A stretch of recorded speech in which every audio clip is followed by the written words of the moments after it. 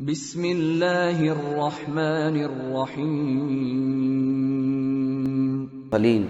وعلى آلہ واصحابہ اجمعین ومن تبعهم بإحسان الى یوم الدین وبعد۔ الرحلات العلمیہ، جو علمی و دینی رحلات ہیں، اہل علم کے پیش نظر کیا کیا مقاصد تھے وہ ہم لوگ پڑھنے جا رہے ہیں۔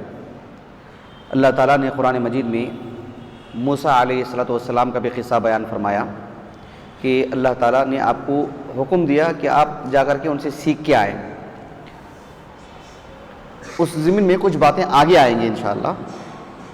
تو انبیاء کی بھی سنت ہے، وہ صحابہ نے رضی اللہ عنہ اجمعین آپ صلی اللہ علیہ وسلم سے گھر میں رہتے ہوئے بھی مدینے میں اور مدینے سے باہر سے بھی ایسی ہمیں مثالیں ملتی ہیں، جیسے کہ ایک عقبہ بن الحارث رضی اللہ عنہ کا ایک واقعہ ہمارے سامنے ہے۔ سوال رہ گیا تھا، جواب تلاش کر کے آئے۔ یعنی کتاب العلم جو ہے صحیح بخاری کی، امام بخاری رحمہ اللہ نے باب قائم کیا ہے کہ باب الخروج فی طلب العلم، طلب علم کے لیے خروج کرنا یعنی نکلنا۔ ایک ہے الرحلہ فی المسألۃ النازلہ، دونوں مسائل کو امام بخاری رحمہ اللہ نے کتاب العلم میں لے کر آئے ہیں۔ تو دونوں کا تعلق طلب علم سے ہے اور دونوں کا تعلق علم کے لیے باہر خروج کرنے سے ہے۔ کیا یہ تکرار ہے یا دونوں میں کوئی خاص فرق ہے؟ فرق ہے جی، کیا فرق ہے؟ ہاں ماشاءاللہ، اتنی سی بات ہے، بس صرف اتنی سی بات ہے کہ حافظ ابن حجر رحمہ اللہ نے فرمایا کہ ان ھذا اخص و ذاک اعم، یہ المسألۃ النازلہ جو ہے نا وہ خاص، اور جبکہ اس میں کیا بتانا مقصود امام بخاری کو رحمہ اللہ عموم، اتنی سی بات ہے۔ اتنی یہ جو معاملہ ہے کہ علم کے لیے نکلنا، اور بھلے ہی ایک بات ہی صحیح، کیونکہ آج کا دور الگ ہے۔ دیکھو یہ المعجم الاوسط امام طبرانی کی رحمہ اللہ، لیکن مدون ہے نا، کتابی شکل میں ہے، صحیح بخاری کتابی شکل میں ہے۔ اب حدیثیں مدون ہو چکی ہیں، حدیثوں کو جمع کرنے کے لیے آج سفر نہیں کرنا ہے۔ آج کی وہ صورتحال ہے کیا؟ وہ صورتحال نہیں ہے۔ میں آخر میں پیش کروں گا کچھ باتیں انشاءاللہ کہ اس دور میں ہمارے لیے علمی رحلہ کیسا ہوگا، کیونکہ آج تو وہ چیز نہیں ہے۔ سند عالی کے حصول کے لیے آج نکلنا ہے کیا ہم کو؟ سند نازل ہے، اگر میں براہ راست وہاں سے ان سے جا کے مل لوں تو سند عالی ہو جائے گی، وہ مقصد آج ہے ہمارے پاس، ضرورت نہیں اس کی۔ میری بات واضح ہوگی آپ کو؟ حدیثیں جمع کرنا، راویوں کی پرکھ کے لیے نکلنا، وہ صورتحال نہیں نا ہمارے سامنے۔ میں آپ کو ایک تاریخ پیش کر رہا ہوں کہ کیا کیا مقاصد تھے اہل علم کے پاس جو انہوں نے خروج کیا۔ وہ مقاصد آج ہمارے پاس نہیں ہیں، ہم نہیں کر سکتے اس پر۔ حدیثیں جمع ہو چکی ہیں اور راویوں سے متعلق جرح و تعدیل کی جو باتیں وہ سامنے آ چکی ہیں، ہمارے مدون ہے سب کتابی شکل میں۔ وہ مقاصد کے لیے کوئی جائے گا تو پھر کوئی حاصل نہیں۔ لیکن ہمارے جو علماء جاتے تھے دیکھیں کے پاس، ایک مسئلے کے لیے بھی کتنا دور کا سفر کرتے تھے۔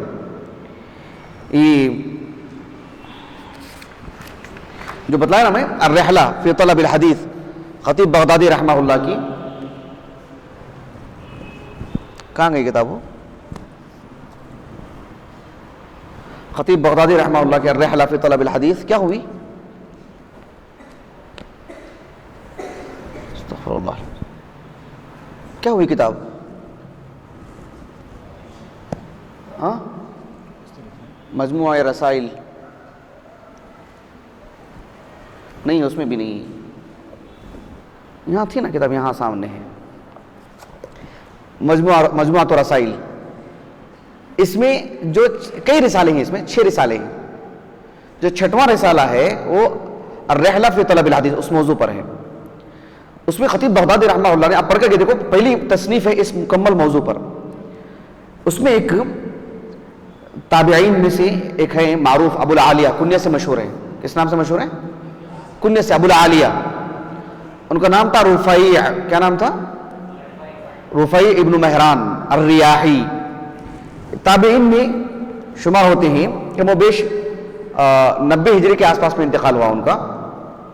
اب دیکھو ان کا ایک اثر نقل کیے ہیں، ان کا قول خطیب بغدادی رحمہ اللہ اپنی سند سے، وہ پوری سند نقل کرنے کے بعد وہ لکھتے ہیں کہ عن ابی العالی عالیہ قال كنا نسمع بالروایت عن اصحاب رسول اللہ صلی اللہ علیہ وسلم بالمدینہ والبصرہ.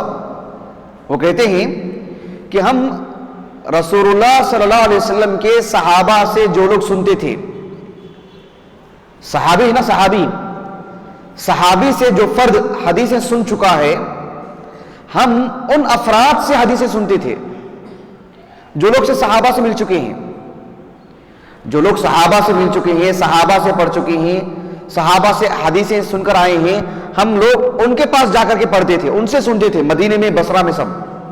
فما نروا، ہمارے یعنی ہم لوگ خوش نہیں ہوئے اس بات سے، ہم اس وقت خوش نہیں ہوئے حتی اتیناہم فسمعنا منہم، یہاں تک کہ ہم خود ان کے پاس آ گئے، صحابہ کے پاس، اور براہ راست ہم ان سے سنے. تو اہل علم سفر کر کے آتے تھے مدینے کو یا مکے کو یا طائف کو یہ علاقوں میں، یا کوئی مدینے کے ہوتے تو پھر جو ہے ان کے لیے تھوڑی آسانی ہوتی، لیکن جو لوگ ان علاقوں کے ہوتے تو وہ حجاز کو آ جاتے تاکہ صحابہ سے براہ راست سنیں. ایک شخص آپ جا کے سن کے آیا ہے تو پھر ان کے دل میں بھی ایک اشتیاق پیدا ہو جاتا، ارے میں بھی جا کے سن کے آؤں، اور اس وقت ان کو تسلی نہیں ہوتی. ایک صحابی جہاں ہوتے وہاں جاتے. میں مطلب نا یہ کون سی باتیں بتلا رہا ہوں میں آپ کو، صرف یہی مقصد، دوسرا کوئی مقصد نہیں ہوتا تھا. میں پورا پروگرام اسی مجھ سے متعلق کر رہا ہوں. ضمنی طور پر اور بھی مقاصد ہو سکتے ہیں، ایسے بھی علماء گئے ہیں، لیکن صرف وہ سفر، وہ علماء جو اسی مقصد کے لیے گئے ہوں، دوسرا کوئی مقصد نہیں تھا ان کا. جیسا موسیٰ علیہ السلام کا تھا، موسیٰ علیہ السلام چہل قدمی کے لیے نکلے تھے یا زیارت کے لیے یا ایک اصحاب سے ملاقات کے لیے کہ ضمناً ان سے پڑھ بھی لیں، نہیں، ایک ہی مقصد، دوسرا کوئی مقصد نہیں تھا ان کا. تو میں وہ چیزیں بیان کر رہا ہوں میں آپ کو. تو اللہ تعالیٰ نے کیسا انتخاب کیا ان لوگوں کے لیے. امام بخاری رحمہ اللہ ایک حدیث لائے ہیں صحیح بخاری میں. وہ حدیث ہمارے موضوع کے دلیل نہیں، لیکن اس حدیث کے بعد ایک جملہ ہے، وہ جملہ بہت ہی اہم جملہ ہے. آپ اندازہ لگائیے سابق میں کیسا ہوتا تھا، تابعین کے زمانے میں، تابع تابعین کے زمانے میں، جب حدیثیں اکٹھا نہیں ہوئی تھیں، کسی ایک کتابی شکل میں حدیثیں نہیں تھیں مدون، تب کتنی تکلیف تھی اور اس وقت علماء کی کتنی قربانیاں تھیں. ایک میں آپ کو ایک حدیث سناتا ہوں صحیح بخاری میں.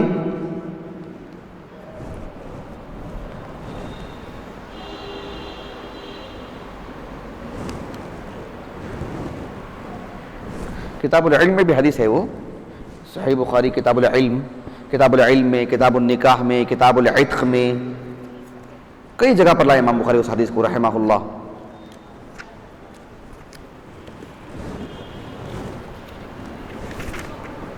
جی دیکھیں حدیث بہت معروف ہے. امام بخاری رحمہ اللہ اپنے استاذ محمد بن السلام سے روایت کرتے ہیں. محمد بن السلام معلوم ہے آپ کو امام بخاری کا استاذ؟ کسی کو معلوم ہے محمد بن السلام؟ نام سن چکے ہیں محمد بن السلام. یہ بھی بخارا کے ہیں، یہ بھی بخارا کے ہیں. میرے ذہن میں بات نہیں تھی، نام نظر ان پہ پڑی تو مجھے اچانک یاد آیا کہ ان کی مجلس میں، بہت بڑی مجلس ہوتی تھی، بہت بڑی مجلس. ایک بوڑھا شخص آیا سفید داڑھی، وہ آ کر کے عجیب انداز میں گفتگو کیا ان سے. امام مزی نے لکھا ہے تہذیب الکمال فی اسماء الرجال میں، ان کے سوانح حیات میں. تو اس نے کہا کہ جانتے ہیں میں کون ہوں؟ کہا کہ نہیں معلوم ہے. کہا کہ میں جنوں کی طرف سے آیا ہوں. میں جتنے انسان بیٹھے ہیں آپ کے درس میں اس سے کہیں زیادہ مجمع ہمارا ہوتا ہے، ایسے کہا تھا اس جن نے. امام مزی نے لکھا ان کی سوانح حیات میں، واللہ اعلم. بہرحال صالح ابن حیان ایک صاحب ہیں، صالح ابن حیان، وہ کہتے ہیں کہ قال عامر الشعبی حدثني ابو بردہ عن ابی قال. حدیث سنی، حدیث بڑی معروف ہے، حدیث ہمارے موضوع کا حصہ نہیں. قال رسول اللہ صلی اللہ علیہ وسلم ثلاثة لهم اجران، رجل من اہل الكتاب آمن بنبیہ وآمن بمحمد صلی اللہ علیہ وسلم، 2 اجر ان کو. والعبد المملوک اذا ادى حق اللہ تعالی وحق موالی، اس کو 2 اجر. ورجل كانت عنده امة، ہاں وَرَجُلٌ كَانَتْ عِنْدَهُ أَمَةٌ فَأَدَّبَهَا فَأَحْسَنَ تَأْدِيبَهَا وَعَلَّمَهَا فَأَحْسَنَ تَعْلِيمَهَا ثُمَّ أَعْتَقَهَا فَتَزَوَّجَهَا فَلَهُ أَجْرَانِ. یعنی ایک شخص تھے خراسان کے، ایک شخص تھے خراسان کے، وہ کوفہ آئے تھے امام شعبی کے پاس، عامر بن شراحیل الشعبی. معلوم ہے نہیں امام شعبی رحمہ اللہ، معروف تابعی، اوساط تابعین میں آپ کا شمار ہوتا ہے. 21 ہجری سنی ولادت آپ کا، 103 ہجری غالباً سنی وفات ہے ان کا. غور طرف پھر واقعہ سن لیجیے. ایک شخص، وہ کون ہے نام نہیں معلوم، حافظ ابن حجر رحمہ اللہ نے کتاب النکاح میں جو حدیث ہے اس کی شرح میں لکھا ہے، کتاب العلم کی شرح میں نے لکھا ہے وہ، کہ ایک شخص تھے خراسان کے. خراسان جانتے کہاں آتا ہے؟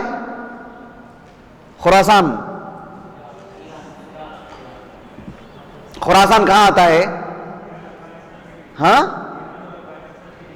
ایران اور افغانستان. ایران کے جو کوہان ہے نا، ایران کی کوہان، اس کا جو وسط ہے بہت بڑا علاقہ، نیسابور بہت بڑا علاقہ، بہت بڑی دنیا اس دور کی. تو خراسان، غور طلب ہے، واقعہ سنیے. خراسان سے ایک شخص آیا تھا، کہاں پر؟ کوفہ کہاں آتا ہے معلوم؟ بصرہ اور بغداد کے درمیان کوفہ آیا تھا وہ شخص، جہاں عامر الشعبی رحمہ اللہ رہا کرتے تھے.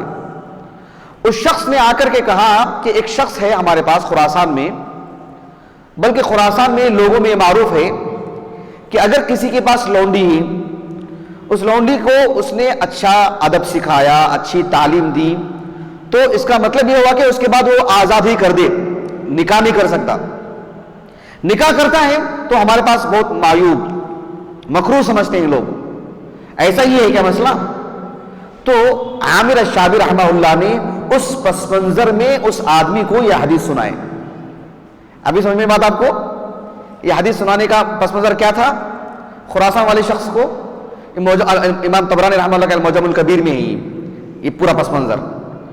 اس پورا سنانے کے بعد آخر میں امام شعبی نے کیا کہا وہ دیکھو. اس آدمی کو کہا اعطیناکھا بغیر شیء، ارے تم نے جو حدیث مجھ سے پوچھے مجانن، فری میں، یوں ہی دے دیا میں نے حدیث آپ کو. اتنی اہم حدیث اور اس سے کئی مسائل مستنبط ہو سکتے ہیں، میں نے یوں ہی دے دیا آپ کو فری میں، 1 روپے کا بھی خرچ نہیں. جو مجانن جاؤ، کوئی مطلب نہیں آپ کو. اس کے بعد انہوں نے کہا قد کان یرکب فیہا دونہا الی المدینہ، آپ سے چند دن پہلے آپ جو میرے پاس آئے ہیں، بہت مفت میں حدیث لے کے گئے میرے پاس سے. آپ خراسان آئے کوفہ سے، کوفہ میں ہی حدیث مل گئی آپ کو میرے سے مفت میں یوں ہی.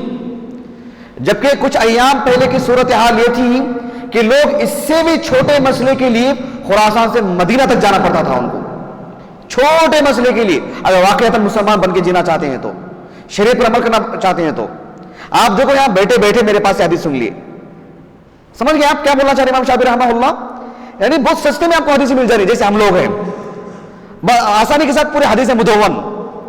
فقہ چاہتے ہیں، فقہی مسائل مدون، سوال جواب مدون، صرف و نحو کے مسائل مدون. خیر صرف و نحو تو ایک ضمنی چیز ہے، اصل الشریعہ جو ہے سب ہمارے پاس ہے الحمدللہ. معلمین ہمارے پاس ہیں، سب چیزیں مفت میں یوں ہی ایک جب مکتف ہو کر ہم کو مل رہی ہیں. جبکہ ایک روایت کے لیے امام شعبی رحمہ اللہ کو بہت دکھ تھا اس کا، کیونکہ آپ نے اتنے سفر کیے ہیں، امام شعبی رحمہ اللہ نے بہت سفر کیا آپ نے. امام شعبی رحمہ اللہ کا کہنے کا مقصد یہ تھا کہ اتنی آسانی سے جو آپ کو دین مل گیا نا ایک حدیث، ذرا کچھ ایام پہلے کے اگر آپ کو مل گئے ہوتے تو ایک حدیث کے لیے مدینہ جانا پڑتا آپ کو، کئی دنوں کی مشقت برداشت کر کے، کئی پیسے خرچ کر کے، تھکان، سب کچھ یہ اتنی آسانی سے جو آپ کو مل جا رہی ہے. سبحان اللہ. دیکھو آپ، اللہ اکبر. یہ چھوٹی چھوٹی چیزیں حدیثوں میں یہ پوری تاریخ بتلاتی ہیں، سابق کی کیا تاریخ تھی. امام شعبی رحمہ اللہ اتنا سفر کرتے تھے. علی بن المدینی رحمہ اللہ وہ کہتے ہیں کہ امام شعبی رحمہ اللہ سے پوچھا گیا، حالانکہ علی بن المدینی رحمہ اللہ امام شعبی کے تلامذہ میں سے نہیں ہے، جب امام شعبی کا انتقال ہوا امام شعبی رحمہ اللہ کا، تو علی بن المدینی کو ولادت ہی نہیں ہوئی تھی. علی بن المدینی رحمہ اللہ کہتے ہیں کہ امام شعبی رحمہ اللہ سے پوچھا گیا، انقطاع ہے اس سند میں، کہ اتنا سارا علم، اتنا غضب کا علم کہاں سے ملا آپ کو؟ آپ نے کئی وجوہات بتلائے، اس میں سے ایک بات یہ بھی کہا کہ وَالسَّيْرُ فِي الْبِلَادِ، میں نے جو ہے ہر گلی کی خاک چھانی ہے، میں نے ہر گاؤں گیا ہوں میں, ہر بستی گیا ہوں میں, اتنے سارے جو میں نے سفر کیے ہیں یہاں وہاں, تب جا کر کے اللہ نے مجھے علم عطا کیا, یوں ہی گھر بیٹھے نہیں ملتا مجھے. ایسے کہا تھا امام شعبی نے رحمہ اللہ. دیکھو یہ امام شعبی نے جو کہا تھا نا کہ مدینے کی جو بات کہی تھی کہ آپ سے چند دن پہلے مدینے کو جانا پڑتا تھا, اس کو رکھ کر کے علماء مالکیہ میں سے ابن بطال, نام سنا آپ لوگوں نے؟ ابن بطال کون ہے آپ؟ ابن بطال, ابن بطال کون ہے؟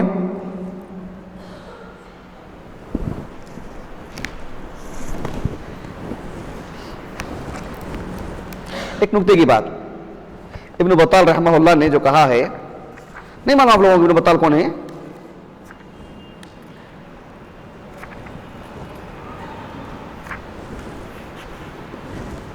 نہیں معلوم؟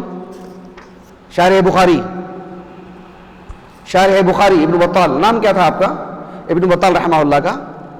کوئی نام بول سکتے ہیں ان کا؟ ان کی صحیح بخاری کی جو شرح ہے مطبوع ہے, چھپتی ہے. ابن حجر رحمہ اللہ نے بہت استفادہ کیا اس سے. ابن بطال 5 صدی ہجری کے, 449 ہجری سے وفات ہے ان کا.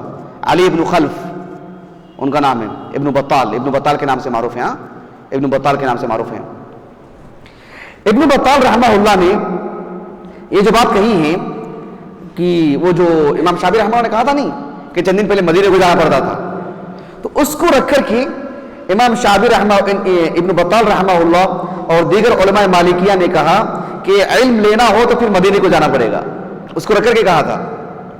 امام شافعی کے اس قول کو رکھ کر کے ابن بطال اور دیگر علماء نے کہا, علماء مالکیہ نے, کہ پھر مدینے کو جانا پڑے گا علم حاصل کرنے کے لیے. جیسے آج ہمارے پاس ہے نہیں, ہمارے ضروریات میں سے ہر طالب علم کی خواہش ہوتی ہے کہ مدینے کو جائیں, مقدر ہوتا ہے کسی کے حق میں. تو امام ابن بطال نے وہی بات کہی تھی, لیکن ابن حجر نے کہا کہ غلط ہے یہ استدلال غلط ہے, اور کہا کہ امام شافعی رحمہ اللہ نے اس کو علم حاصل کرنے پر ابھارنے کے لیے, اور یہ جو میں آپ کو دے رہا ہوں اتنی سستے انداز میں دے رہا ہوں, اس کی حفاظت کرو, اور آپ کو احساس ہونا چاہیے کتنی آسانی سے آپ کو مل جا رہا ہے, جبکہ لوگ کتنی مشقت سے علم حاصل کی, جبکہ ہم بھی گئے تھے وہاں پر مدینے کو بڑی مشقت سے. یہ مقصود تھا, یہ مقصود نہیں تھا کہ مدینہ جا کے پڑھیں گے تو ہی آپ عالم بنیں گے. ایسا استدلال کیا ہے انہوں نے, ابن بطال نے رحمہ اللہ. حالانکہ آپ دیکھو جب سے اللہ کے رسول مدینے کو گئے علیہ السلام, تب سے لے کر کے آج تک بھی پوری دنیا کے علماء, وہ اپنے علاقے کے اعتبار سے کتنے ہی بڑے عالم کیوں نہ ہوں, وہ مدینے میں جانا, مدینے میں جا کے استفادہ کرنا وہ اپنے لیے ضروری سمجھتے ہیں. صرف جامعہ اسلامیہ بنانا تب سے نہیں. جامعہ اسلامیہ وہ 1400 سال کی تاریخ کا ایک جز ہے, وہ اسی سے جڑا ہوا حصہ ہے. وہ شکیب ارسلان کو جانتے ہیں آپ لوگ؟ ڈاکٹر شکیب ارسلان رحمہ اللہ, 1973 میں انتقال ہوا ان کا. نہیں جانتے آپ لوگ ان کو؟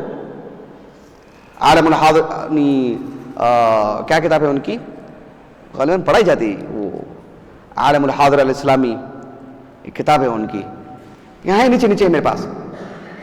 اس میں انہوں نے جامعہ اسلامیہ کی تاریخ لکھی کہ کس انداز میں اس کی تاسیس کے مقاصد کیا تھے. تو جامعہ مدینہ جو ہے نا, اللہ کے رسول سے بھی علیہ السلام, شاہ ولی اللہ محدث دہلوی رحمہ اللہ انڈیا میں تھے, حنفی تھے, وہاں جا کے اہل حدیث بن کے ہے, پڑھ کے جا کر کے مکہ مدینہ. ایسے بڑے بڑے علماء شروع دن سے. تو یہ ایک شروع دن کا سلسلہ ہے, یہ جامعہ اسلامیہ اس کا ایک جز ہے.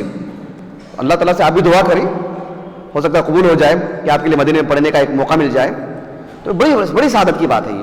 لیکن اس کو فرائض میں لے کر آنا کہ وہ پڑھے تبھی عالم, یہ فکرہ ہے نا, یہ فکرہ آدمی کو مروب کر دیتا ہے, چھوٹا بنا دیتا ہے, پھر آگے بڑھ نہیں پاتا وہ کہ وہاں نہیں پڑھا تو میں کچھ بھی نہیں ہوں. ایسا نہیں ہونا چاہیے. وہ کہنے کا مقصد ہے ابن حجر کا رحمہ اللہ, سمجھ گیا آپ جی. چلیے اس کے بعد یہ جو ابھی میں بتا رہا تھا کہ اللہ کے رسول علیہ السلام کے زمانے میں ایک حدیث کے لیے جاتے تھے, ایک مسئلے کے لیے میلوں دور سفر کرتے تھے. ایک واقعہ میں آپ کو سناتا ہوں جو بہت ہی درد بھرا واقعہ ہے, جو اہل علم کے پاس کتنی قیمت ہوتی تھی. میں آپ کو سناتا ہوں, دیکھیں امام حاکم رحمہ اللہ کی یہ کہاں ہے, ایک قدیم کتاب ہے یہ, معرفت علوم الحدیث, امام حاکم رحمہ اللہ کی مصطلح الحدیث میں قدیم کتاب ہے. اس پر استخراج کس عالم دین نے کیا تھا؟ ابو نعیم الاصبہانی رحمہ اللہ. احسنتم ماشاء اللہ, آپ کے شاگرد رشید. 430 ہجری سن وفات ہے ان کا، ابو نعیم کا. ان کا دکھ رہا ہے؟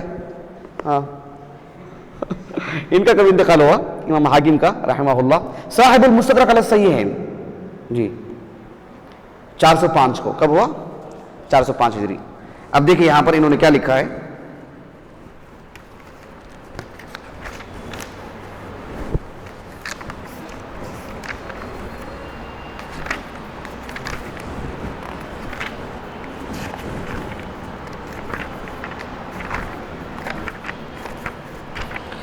معرفت علوم الحدیث، یہ جو کتاب ہے ان کی امام حاکم رحمہ اللہ کی، یہ انہوں نے بہت فنی طور پر لکھا. امام رام ہرمزی رحمہ اللہ کے بعد امام رام ہرمزی رحمہ اللہ نے بھی لکھا ہے، لیکن آپ نے استیعاب نہیں کیا، کل چیزیں لے کر نہیں آئے آپ. امام رام ہرمزی رحمہ اللہ کے المحدث الفاصل دیکھا آپ لوگوں نے؟ دیکھا ہے آپ نے؟ کم و بیش اسی ضخامت کی کتاب ہے، وہ نہیں ہے ہمارے پاس وہ. اس کے بعد انہوں نے لکھا تو بہت فنی طور پر لکھا، ایک حصے کو الگ الگ کر کے. تو اس کی جو انواع ہیں، علوم الحدیث کی جو انواع ہیں، یعنی النوع الاول، النوع الثانی، النوع الثالث، سب سے پہلا جو نوع ہے وہ معرفت الاسناد سے متعلق ہے، اسناد سے متعلق. اس میں ایک واقعہ امام حاکم رحمہ اللہ نے لکھا ہے، دیکھو یہاں پر اپنی سند سے لکھا ہے کہ ایک صاحب تھے عمرو ابن ابی سلمہ. کیا نام تھا؟ عمرو ابن ابی سلمہ. وہ کہتے ہیں کہ میں نے امام اوزاعی رحمہ اللہ سے کہا، میں نے امام اوزاعی کو جانتے ہیں آپ لوگ؟ امام اوزاعی رحمہ اللہ کون بتلائیں گے وہ کون ہے؟ امام اوزاعی رحمہ اللہ، بولو امام اوزاعی رحمہ اللہ کون ہے؟ امام اوزاعی رحمہ اللہ عمرو ابن عبداللہ ابو عمرو الاوزاعی. کہاں کی تھی؟ کس علاقے کی تھی؟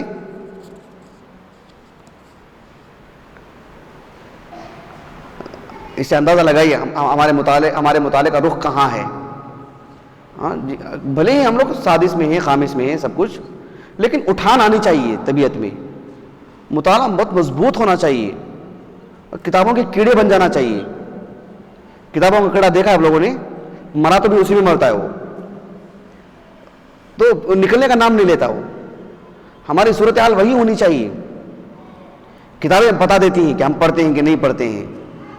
یاد رکھ لیجیے، ابھی ایک ایس ایم ایس آیا واٹس ایپ پر، ایس ایم ایس نہیں، ایک 2 منٹ کا آڈیو، جس میں یمن کا پتہ نہیں کہاں کا خوب بارش ہوئی. سنا آپ لوگوں نے؟ پورا مکتبہ جو ڈوب گیا تھا. اللہ سبحانہ وتعالی نے ہمیں ایک نعمت دی ہے، قبل اس کے کہ ہمارا مکتبہ اللہ نہ کرے، لا سمح اللہ کچھ ہو جائے، قبل اس کے کہ کچھ ہو جائے، اللہ نہ کرے، اس سے استفادہ کر لینا چاہیے، تاکہ کل کے دن ہم بول سکیں کہ جب تک تھا تو ہم نے استفادہ کیا. ایسی ہمت رکھیے اس کو وہ بہت بڑی نعمت اللہ کی طرف ملی ہے، اس کو ضائع مت کیجیے اس کو. اچھا ذرا بتلائیے امام اوزاعی رحمہ اللہ کون ہے؟ ہاں کہاں کے ہیں؟ ملک شام کے، محدث الشام. کہاں کے ہیں؟ محدث الشام، بہت عظیم عالم دین. یہ جیسے امام ابو حنیفہ، امام مالک، امام احمد بن حنبل علماء ہیں نا، ائمہ اربعہ جس کو ہم کہتے ہیں، اس درجے کے عالم ہیں. اللہ سبحانہ وتعالیٰ کے ہاں مقدر تھا کہ وہ چاروں کو وہ شہرت مل جائے، ورنہ ان کو لیث ابن سعد الفہمی کو جو مصر کے تھے، وہ سب اسی درجے کے علماء، سب کا ایک مسلک بن سکتا تھا. اس درجے کی قوت ان کے اندر فقہی طور پر، اتنا اثر و رسوخ، اتنی بڑی تعداد میں تلامذہ، اور ملک شام میں تھے، اور ملک شام آماج گاہ تھی علم کی. تو یہ اوزاع جو ہے نا دمشق کے شمال میں آتا ہے. وزع یوزع توزیع کے کیا معنی ہیں؟ تقسیم کرنا. اوزاع چھوٹے کئی قریوں کو ملا کر کے ایک قریہ بن گیا تھا، وہ کئی قریوں کو ملا کر کے، اور الاوزاع اس کا نام تھا، اسی کی طرف منسوب ہے امام اوزاعی رحمہ اللہ. تہذیب الکمال میں پڑھ کے دیکھیں ان کی زبان حیات. تو یہ امام اوزاعی رحمہ اللہ سے انہوں نے کہا، دیکھیں کتنی اہم بات ہے. عمرو بن ابی سلمہ کہتے ہیں کہ میں نے امام اوزاعی سے کہا کہ یا ابا عمرو انا الزمک منذ 4 ایام، میں تمہارے ساتھ کتنے دن سے چمٹ کے ہوں، میں کتنے دن سے آپ کی صحبت میں ہوں، میں 4 دن مسلسل آپ کی صحبت میں ہوں. وَلَمْ أَسْمَعْ مِنْكَ إِلَّا 30 حَدِيثًا، اور حدیثیں صرف کتنی سنا آپ سے میں؟ 40 دن کی صحبت میں صرف 30 حدیثیں آپ سے پڑھا ہوں میں. اتنی حدیثیں سنائیں آپ مجھے. کتنی حدیثیں؟ صرف 30. اب دیکھو کافی غصہ آیا ان کو، امام اوزاعی کو رحمہ اللہ. کہا وَتَسْتَقِلُّ 30 حَدِيثًا فِي 4 أيام، 4 دن کی مدت میں 30 حدیثیں سنایا ہوں. وَتَسْتَقِلُّ، اور آپ اسے کم سمجھتے ہیں. اب دیکھو لَقَدْ سَارَ جابر بن عبداللہ، جابر بن عبداللہ صحابی رسول رضی اللہ عنہما مدینے سے مصر گئے، ان کے پاس سواری نہیں تھی. وَاشْتَرَى رَاحِلَةً، ایک سواری کی خریداری کی، اس پر سوار ہو کر کے عقبہ ابن عامر الجوہانی رضی اللہ عنہ سے ملاقات کے لیے، صرف ایک حدیث کے لیے. کتنی؟ مکہ سے مصر سمجھتے ہیں، مدینے سے مصر سمجھتے ہیں آپ کتنا فاصلہ ہے؟ آپ دیکھو تو معلوم ہوگا آپ کو. یہاں ہمارے بنگلور سے لے کر کے ممبئی سے اوپر گجرات کا راستہ سمجھ لو، گجرات کا بارڈر اتنا دور، ٹرین میں 2 سے 2.5 دن لگ جاتے ہیں. جدید تواصلات کی بات کر رہا ہوں میں. اتنا فاصلہ ایک حدیث سننے کے لیے آپ اندازہ لگاتے ہیں. بولے کہ کتنا جنون، اللہ اکبر رضی اللہ عنہ، کس قدر طلب تھی ان کو ایک حدیث سننے کے لیے. خود ہی بندوبست کیا، سواری کی خریداری کی، اور کتنا اہتمام دیکھو حدیث رسول سے. اللہ اکبر، آخری درجے کے اہتمام.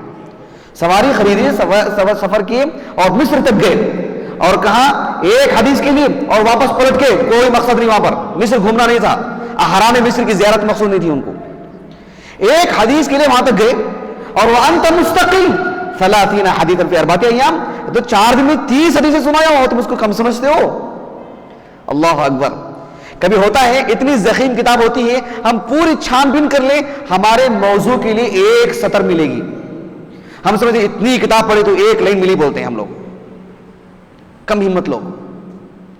ہم سمجھتے ہیں کہ ہم جس موضوع پہ مقالہ لکھنا چاہتے ہیں پوری ریڈی میڈ کتاب بازار میں مل جائے. یہ کم ہمت طالب علم، اس سے کچھ ہونے والا نہیں. وہ اپنے آپ کو تیار کبھی نہیں کر سکتا. وہ 0 100 نمبر بھی لے لیں. اسی لیے آپ کے جو مقالات ہیں، میں اسی لیے آپ کو بار بار تنبیہ کر رہا ہوں کہ آپ لوگ اگر صرف یہ چاہیں کہ جو 2-3 کتابیں مل جائیں اور بیٹھ کے لکھ لیں، آپ مقالہ نگار ہرگز نہیں کہلا سکتے، بالخصوص ایک طالب علم کے طور پر شریعت کے. اس کے لیے آپ کو چھان دینا چاہیے کتابیں. آپ مان لیجیے کہ اتنی ضخیم کتاب پڑھ لیے، آپ کے مطلوب چیز نہیں ملی، تب بھی آپ بولے الحمدللہ بہت مستفید ہوا میں. پھر دوسری کتاب پڑھیں، ہو سکتا ہے 1 شق ملے گا آپ کو، چھوٹی سی چیز ملے گی، سمجھنا کہ آپ کامیاب طالب علم ہیں. کتاب نے آپ کو فائدہ پہنچائی ہے. آپ ان کے لیے مصنف سے کہیں رحمہ اللہ. یہ چیز نہ ہم لوگ جو بالکل کم ہمت لوگ نہیں چھوتے وہ کتابیں. ہم چاہتے ہیں کہ پورا کا پورا ایک ساتھ مل جائے، سب ہمارے سامنے آ جائے. ایسا نہیں ہونے والی بات ہے. ایک حدیث کے لیے وہاں سے وہاں تک جا کر کے آئے. امام شعبی رحمہ اللہ کہتے تھے، دیگر علماء بھی کہتے تھے کہ اگر آپ دور دراز علاقوں میں سفر کرنے کے لیے گئے، ایک کلمہ اگر آپ کو مل جائے تو آپ کا سفر کامیاب. یہ بات سمجھنے والے ہی سمجھنا اس بات کو. اس گہرائی میں جا کے آپ اس بات کو سمجھیں گے تب آپ کو اس بات کی قیمت معلوم ہوگی. ورنہ ایسے معلوم ہوگا کہ وہ کس دنیا کے لوگ ہیں. اس دنیا میں جائیں گے تو اس دنیا کی واقعی وہ حیثیت ہم کو معلوم ہوگی کہ اللہ تعالیٰ نے ان کو کتنا انتخاب کیا تھا حدیث رسول کی حفاظت کے لیے علیہ الصلاۃ والسلام. ایک مقصد تھا، حدیثوں سے جا کر کے سننا، ایک حدیث ہی جا کر کے لینا، اصل استاد سے جا کر کے ملنا، اور حدیثوں کو اکٹھا کرنا، سند عالی جس کو بولتے ہیں، وہ سب مقاصد. ایک اور مقصد جو اسی سے ملتا جلتا ہوئی کہ اہل علم نے اس مقصد کے لیے بھی سفر کیا. دوسرا معاملہ ہے یہ کہ مستقل دیکھتے تھے کہ اس علاقے میں کون عالم ہیں، ان کے پاس پڑھنے کے لیے جانا. یہ دیکھنا کہ وہاں علم ہی نہیں ہے تو وہاں جا کر کے علم دینا، یہ بہت بڑا دل چاہیے اس کے لیے. جنگل کو منگل بنانا بچوں کا کھیل نہیں ہے. اجڑی ہوئی زمین ہو، ماحول کچھ اور ہو، ماحول کو پلٹا کھانا، ماحول کو پلٹنا، انقلاب برپا کرنا، یہ بہت بڑا دل چاہیے اس کے لیے، بہت ہمت چاہیے اس کے لیے، اور اللہ کی خاص توفیق چاہیے اس کام کے لیے. ورنہ لوگ رفتار کے ساتھ چلتے ہیں، رفتار کو تیز کرنا، حالات کو بدلنا، یہ بہت بڑی بات. آپ دیکھو شخصیات جو ہوتی ہیں ہمارے 1400 سال کی تاریخ میں، اپنی شخصیات کی زندگی میں پڑھو جو حالات کو بدلتے ہیں. کیا ہے اقبال کا شعر، وہ خود بدلتے نہیں، قرآن کو بدل دیتے ہیں. ہوئے کس درجہ فقیحان حرم بے توفیق. یہ بہت اہم چیز، حالات کو بالکل بدلنا، حالات کو پلٹ دینا، یہ بہت اہم چیز، بہت اہم چیز. اب دیکھو یہاں پر اہل علم جو سفر کرتے تھے اس میں کا ایک مقصد یہ بھی تھا تعلیم اور تعلم اور جمع الاحادیث. تعلیم اور تعلم کے ساتھ جمع الاحادیث، یہ ایک بنیادی مقصد تھا جو آج نہیں ہے، آج ہو بھی نہیں سکتا، تقریباً ہو گیا پورا کام. اور رہی صحیح کثر جو تھی وہ بھی ختم کر دی دکتور ضیاء الرحمن اعظمی نے حفظہ اللہ، الجامع الکامل فی حدیث فی کیا ہے فی احادیث الرسول. نہیں ہاں ایک منٹ، میں بھول جا رہا ہوں. الجامع الکامل فی احادیث الرسول الشامل، ایسے ہے نا؟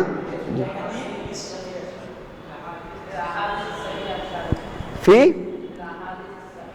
نہیں فی الحدیث الصحیح الشامل، فی الحدیث الصحیح الشامل. جی اس میں انہوں نے یہ لکھا کہ جتنے بھی احادیث ہیں صحیحہ پوری دنیا کے اندر، جیسے قرآن بین الدفتین ہے نا، جیسے قرآن ہے کتابی شکل میں، ویسے کل احادیث، کہا کہ 5% کوئی مجھ پہ استدراک کر سکتا. ابھی امام حاکم کی ضرورت ہے رحمہ اللہ، وہ اگر کے استدراک کریں تو یہ جمع الاحادیث اس دور میں ضرورت، بنیادی ضرورت اس کے لیے نکلتے تھے. اس دور میں اللہ کے رسول کے صحابہ بھی سفر کرتے تھے، تابعین بھی، لیکن ایک اس کے ساتھ کہ مستقل ایک نظریہ، ایک فکرہ بن جائے کہ اب میں سفر کے لیے نکل رہا ہوں اور دور دراز علاقوں کے لیے جانا. اہل علم کہتے ہیں کہ اس نقطہ نظر سے صحابہ کے بعد سب سے پہلا قدم اور سب سے دور دراز علاقے کا سفر کرنے والے عالم دین تھے. کون تھے؟ جنہوں نے، میں نام بھی لے لیتا ہوں علاقے کا، جنہوں نے سب سے پہلے یمن کی طرف رحلہ کیا تھا. وہ تو صحابی رسول بعد الصحابہ، وہ تو یمنی ہے. یمن سے یمن کہاں گئے؟ وہ تو یمنی ہے. عبد الرزاق ابن حمام الصنعانی الیمنی، صنعاء کے ہیں وہ، صنعاء یمن کی راجدھانی ہے وہ اول دن سے. جی وہ بھی گئے ہیں. ان سے قبل امام احمد بن حنبل ہی نے کہا تھا کہ وہ سب سے پہلے یمن کی طرف رحلہ کرنے والے تھے. امام احمد بن حنبل ہی نے کہا تھا. نہیں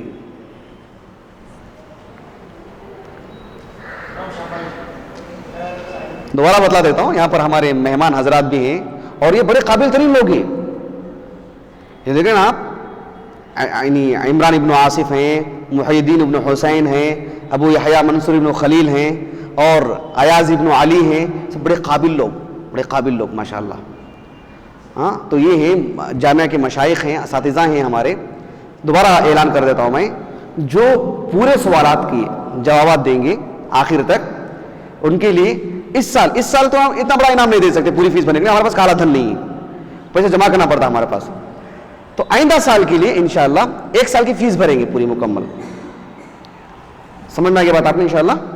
اور مزید صحیح بخاری جو ہے نا، جو 6 جلدوں میں دارالسلام کا دوسرا انعام، دارالسلام کا جو 6 حصوں والا جو صحیح بخاری کا ہے، اس کے ساتھ جو درمیان میں جو جامعہ کی طرف سے جو چھٹیاں ملتی ہیں آمد و رفت، اگر ہماری بہنیں ہیں تو ان کے سرپرست کے ساتھ، کیونکہ وہ ان کا محرم کوئی ہوگا ساتھ میں، اگر پورے سوالات کے جوابات دیتے ہیں تو انشاءاللہ. جی تیسرے کے لیے صرف وہ صحیح بخاری. چلیے بولیے کون تھے وہ؟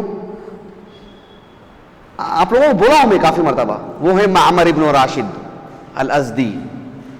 معمر ابن راشد الازدی، 156 ہجری سن وفات ان کا.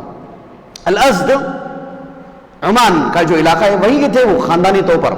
بہت پہلے جب عرب جو نکل گئے تھے نا، حمیری اور کہلانی 2 قبیلے تھے، معلوم ہے نا آپ کو، بہت پہلے وہ اوپر چلے گئے تھے، ملک شام عراق میں بڑھ گئے تھے وہ لوگ، تو وہاں پر ان کے آبا و اجداد چلے گئے تھے. تو یہ جو تھے معمر ابن راشد الازدی بصرہ کے عالم تھے، علماء بصرہ میں سے بہت متقن عالم دین. وہ سب سے پہلے عالم دین ہیں. امام احمد بن حنبل رحمہ اللہ کہتے ہیں کان من اطلب اہل زمانہ للعلم. معمر ابن راشد جس پیڑ میں تھے، جس دور میں ان سے زیادہ علم کی حرص کسی کے اندر نہیں تھی. سب سے زیادہ علم کے طلبگار معمر ابن راشد. اللہ اکبر. معمر ابن راشد الازدی رحمہ. اور کہنے والے کون ہیں؟ ہاں سبحان اللہ. یہ چیز، یہ اصل چیز ہے. کہنے والے کون ہیں؟ امام اہل سنہ، جنہوں نے کہا کہ ماں کی گود سے لے کر کے قبر کی گود تک علم حاصل کرنا، وہ کہہ رہے ہیں. اندازہ لگائیے امام احمد بن حنبل رحمہ اللہ جذباتی نہیں تھے. آپ نے کتنا پرکھنے کے بعد کہا تھا کہ جو ہے سبحان اللہ کتنا بڑا قول. کان من اطلب اہل زمانہ للعلم وهو اول من رحل الى اليمن. یہ تہذیب الکمال امام مزی کی جو ہے تہذیب الکمال میں ہی سب سے پہلے سفر کرنے والے یمن کی طرف. یمن گئے. وہ یمن جانے کے بعد کئی دن تک تھے، کوئی پڑھنے والا ہی نہیں تھا. بہت بور ہو گیا، بہت بیزار ہو گئے، بہت کئی مطلب ٹھان لیے تھے واپس چلے جانا چاہیے. تو ایک مرتبہ تو پکا ادا کر لیا اب میں نہیں رہ سکتا یمن میں، کیونکہ یہ اللہ کی نعمتوں میں سے ایک عظیم نعمت یہ بھی ہوتی ہے کہ ایک عالم کتنا ہی اچھا عالم کیوں نہ ہو، اسے اچھا ذہین طالب علم نہیں ملتا ہے تو پھر وہ ایک سمجھ رہے نا لا ولد کی طرح، کہ اس کا کوئی وارث نہیں، علم کا وارث نہیں ہے.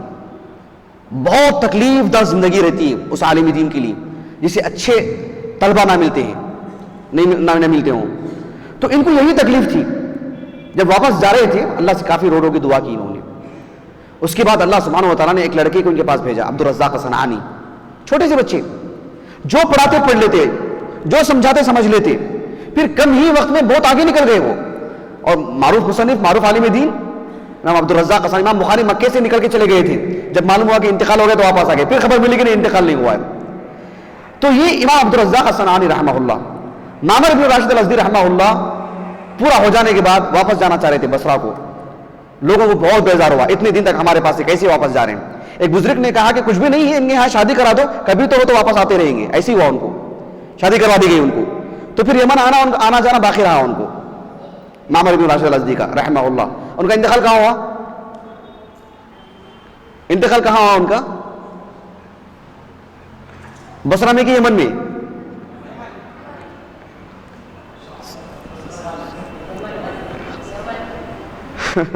سوچ کے بولو، سوچ کے بولو. اچھا دیکھو کیا ہوا. اچھا دیکھو، یہ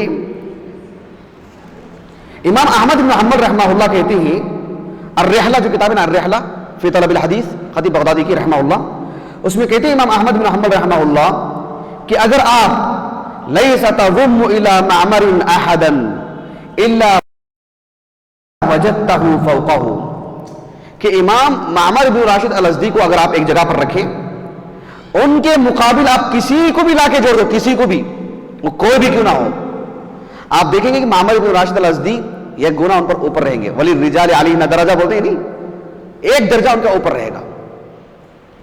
کسی کو بھی لا کے کھڑا کر دو آپ. ایک طرف یہ معمر بن راشد الازدی. اچھا یہ میں پوچھنا چاہتا ہوں کہ معمر بن راشد الازدی کے بارے میں اتنی بڑی بات کہ ایک طرف معمر بن راشد الازدی اور ان کے مقابل آپ کسی کو بھی لا کے کھڑا کر دو، یہ کون بول رہے ہیں؟ امام احمد بن حنبل رحمہ اللہ. تب بھی آپ دیکھیں گے الا وجدتہ فوقہ، انہی کو آپ اوپر دیکھیں گے. یہ صلاحیت، یہ درجہ، یہ رتبہ کیوں ملا ان کو؟ معمر بن راشد کو کیوں ملا؟ ہاں اس لیے ملتا ہے. اگر ہماری عمریں 50 سال ہو گئی، 60 سال ہو گئی، ہمارے پاس علم نہیں ہے، پختہ نہیں ہے، تو اندازہ لگائیے اور ملامت کیجئے اپنے آپ کو کہ ہم نے پچھلے 20 سال جب ہماری عمر تھی تب سے لے کر آج ہماری 60 سال ہو گئی، اس کا مطلب ہم نے درمیان میں ٹھوس مطالعہ نہیں کیا ہے. اور 60 سال کے بعد نہیں پڑھ سکتے آپ. 50 سال بھی ہو گئے نا، آدمی کے اعضاء جواب دے جاتے ہیں. وہ اٹھنا، وہ بیٹھنا، وہ کتابیں لینا، پھر وہ دماغ کا استعمال، پھر وہ حافظہ، پھر وہ رفتار، وہ نہیں رہ سکتی. اسی کی رہے گی جو پہلے سے رہا ہوگا. شیخ البانی رحمہ اللہ کے بارے میں ہم دیکھتے ہیں، اتنی عمر ہو گئی تھی. امام احمد بن حنبل رحمہ اللہ 80 سال ہو گئی تھی، فلاں کی اتنی عمر ہو گئی تھی، فلاں کی اتنی عمر ہو گئی تھی. کہاں سے اتنی قوت؟ اس لیے کہ جب وہ 20 سال کے تھے تب سے ان کے اندر وہ رفتار تھی. اچانک 60 سال کی عمر میں رفتار نہیں پکڑتا آدمی. اگر آپ اب بوجھل ہیں نا، آپ مطالعے سے جی چھڑاتے ہیں، آپ کتابوں سے دور بھاگتے ہیں، آپ بڑی باتیں پڑھنے سے بیزارگی محسوس کرتے ہیں، یہی چیز رہے گی آپ کو. آج 20 سال ہے، کل 30 سال، کل 30 سال تو پھر 40 سال، تو یوں ہی رہے گی رفتار. دن یوں ہی کٹ جاتے. اسی لیے اب ہے نا آپ کی پکڑ مضبوط ہونی چاہیے، رفتار بہت مناسب ہونی چاہیے. اگر اب ہم پہ وہ مضبوطی نہیں رہی، اگر کمزوری آ جائے، وہ چیز یوں ہی باقی رہے گی غیر شعوری طور پر. پھر کوئی کان پکڑنے والا نہیں رہے گا آپ کو, پھر کوئی راہ دکھانے والا نہیں ہوگا. آپ کی ماتحت ہوں گے تو آپ ان کو اتنی ہی سطح کی بات کر سکتے ہیں, اتنی ہی راہ دکھا سکتے ہیں آپ جتنی کہ آپ ہیں. تو اس لیے آپ بہت اوپر ہونا, بہت اوپر ہونا, تاکہ آپ ان کو لے جا سکیں. اسی لیے ابھی سے وہ رفتار پکڑی آپ, ابھی سے علمی اصولوں پر مضبوطی آنا, تب جا کر کے آپ بعد میں بھی بہت نکھار آ سکتا ہے. اب نہیں ہے تو پھر کل بھی نہیں, یہ پکی بات ہے. جو چیزیں آپ نوٹ کر رہے ہیں ساتھ میں یہ بھی نوٹ کر لو. آپ حقیقت بتلا رہا ہوں, یہ بھی آپ نوٹ کر لو, کل کے دن آپ کو احساس ہوگا انشاءاللہ. اگر آپ اب سے رفتار اچھی پکڑتے ہیں, کل کے دن بھی آپ کی وہی رفتار رہے گی, بلکہ بڑھے گی آپ کی رفتار, ورنہ نہیں ہوگی یہ سب چیزیں. نسأل اللہ السلامہ. بہرحال یہ پرانے قدیم جو علماء تھے انہوں نے سفر کو باقی رکھا صرف شریعت کے علم کے حصول کے لیے.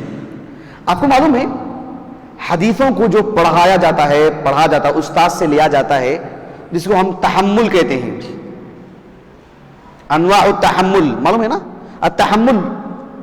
التحمل لفظ سنا ہے آپ نے, لفظ سنا ہے نا, یعنی ایک شاگرد استاد سے جو علم لیتا ہے اس کو کیا بولتے ہیں, اس کو مصطلح الحدیث میں اس کی کئی قسمیں ہیں. کتنی قسمیں ہیں اس کی؟ ہاں 8 قسمیں ہیں. کیا کیا ہیں اس کی؟ جھٹپٹ کوئی بول سکتے ہیں 30 سیکنڈ کے اندر؟ سمیعت وغیرہ سب نہیں, اس کا نام بولنا. جیسے بولتے ہیں العرض, بولتے ہیں السماع, المناولہ, آگے کے جو ہیں وہ. ہاں ہاں کیا ہے؟ اللقاء. یہ 8 کے بعد 9 میں داخل, نمبر 9 لکھو آپ جی. اور کیا ہے؟ المناولہ, اور الوجادہ سب سے آخر میں, اور الاجازہ. یہ میرے موضوع سے متعلق بات ہے, یہ سننا چاہ رہا تھا میں. الاجازہ کوئی بول سکتے ہیں کس کو بولتے ہیں الاجازہ؟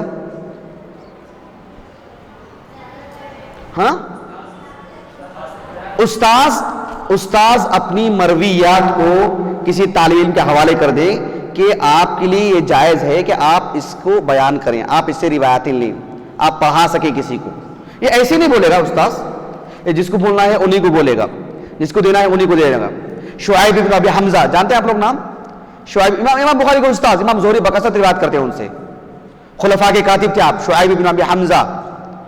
نہ پہلی بار سن رہے ہیں, بڑی بڑی معروف شخصیت, بڑی معروف شخصیت. خیر بہرحال, تو یہ جو ہے اجازہ, جس میں ایک استاذ اپنے طالب علم کو, اس کی کئی تفصیلات ہیں, اس کی کئی تفصیلات ہیں, ایک بڑا موضوع ہے وہ الاجازہ کا. میں بنیادی طور پر بول رہا ہوں, خاص مرویات ہوتی ہیں جو خاص طالب علم کو دی جاتی ہیں. اب یہ اہل علم کے نزدیک جائز ہے کہ نہیں ہے؟ جائز ہے نہیں ہے. رجمن بالغیب نہیں چاہیے, ہاں تو ہاں, نہیں تو نہیں, ایسا بولو. جائز ہے, آپ نے پڑھا ہے کہیں, سنا ہے کسی سے, یوں ہی نہیں ہونا. لا ادری نصف العلم, نہیں معلوم ہے تو نہیں معلوم ہے, بہت اچھی بات, تکلف نہیں. قل لا اسألكم علیہ اجرا وما انا من المتکلفین, سورہ صاد کی آیت. وما انا من المتکلفین, تفسیر اٹھا کے دیکھو آپ, کیا مطلب ہے اس کا؟ شریعت کا علم دینے کے باب میں تکلف کرنے والا نہیں, وہ معنی اس کا. جی تو معلوم ہے آپ کو الاجازہ, اس کی کافی تفصیلات ہیں اس کی.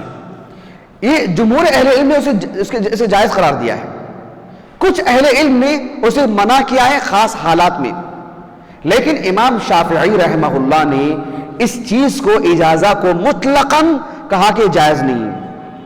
لیکن ان کے پاس الگ بات تھی, جس پس منظر میں امام شافعی نے کہا اس پس منظر میں وہ بات درست ہے. کس پس منظر میں امام شافعی نے کہا تھا؟ وہ الرحلہ فی طلب الحدیث جو کتاب ہے نا, اس میں امام شافعی کا یہ قول ہے. اور یہ جو مصطلح الحدیث ہے, یہ نکالیے زبیر بھائی, ابن الصلاح کو جانتے ہیں آپ لوگ؟ ابن الصلاح بہت بڑے سلفی عالم, اپنے دور کے 7ویں صدی ہجری کی نادر شخصیت, بہت بہت بہت گہری شخصیت. الحمدللہ آپ ان کی زندگی کو پڑھ کے دیکھو آپ. ابن الصلاح کو رحمہ اللہ, مصر کی خاتون تھی, انتقال ہو گیا ان کا 2004 میں, دکتورہ عائشہ بنت عبد الرحمن الشاطی, بہت بڑی فقیہہ, بڑی اچھی عالمہ, انتقال ہو گیا ان کا کم و بیش 90 سال کی عمر میں. تو انہوں نے اس کی تحقیق کی ہے, تو ان کی جو سیرت لکھی انہوں نے ابن الصلاح کی, بڑی نادر معلومات لے کر آئے ہیں اس میں سے ابن صلاح کے بارے میں رحمہ اللہ. اب پڑھ کر کے دیکھو, بڑی عمدہ شخصیت ابن صلاح. سب ہمارے علماء ہیں. دیکھیے ہم لوگوں کو غیر ضروری رجال, غیر ضروری لوگوں کے بارے میں معلوم ہے. ایک جائزہ ہم لوگوں نے لیا تھا نا کہ اگر ہم سے پوچھے بھی کرکٹ پلیئر کون کون ہیں, ہم بول دیتے ہیں کہ فلاں اور فلاں فلاں. انڈیا کے کون, آسٹریلیا کے کون, ویسٹ انڈیز کے کون. نہیں, صورتحال ہے کہ نہیں بتلائیے. اتنی آسانی سے ہمارے پاس معلومات, ہم لوگ ہنس لیتے ہیں اس بات پر.